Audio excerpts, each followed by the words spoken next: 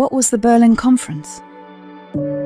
Before the 1880s, most of Africa was still under African control.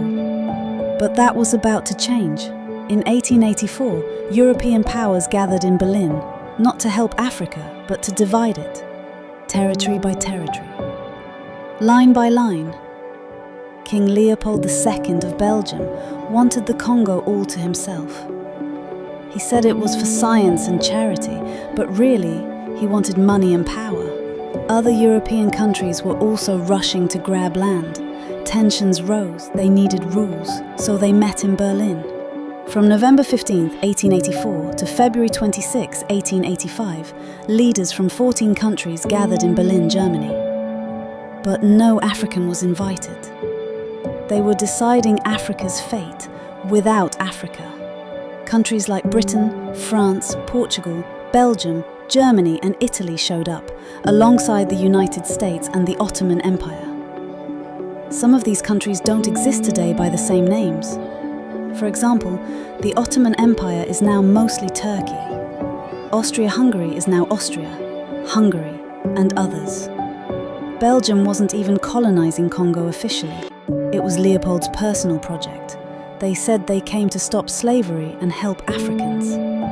But the real reasons, raw materials like rubber, ivory, and palm oil. They also wanted new places to sell their goods and power.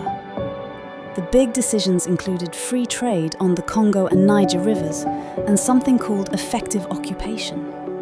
This meant you had to actually control an area, not just claim it. It pushed countries to race into Africa faster and harder.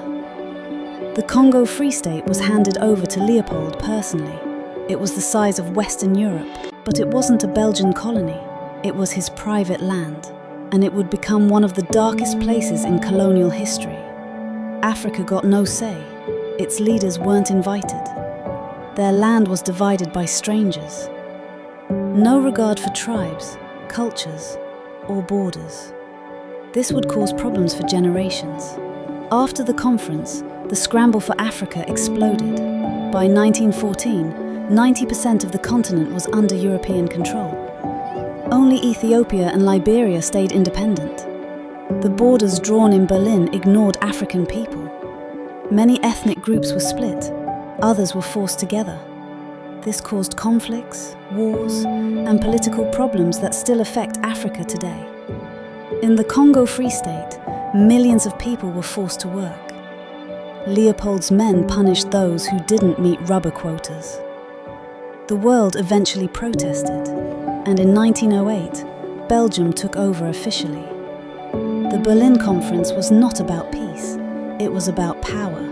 It changed Africa forever, but African voices are rising again, reclaiming history, reclaiming land, reclaiming dignity.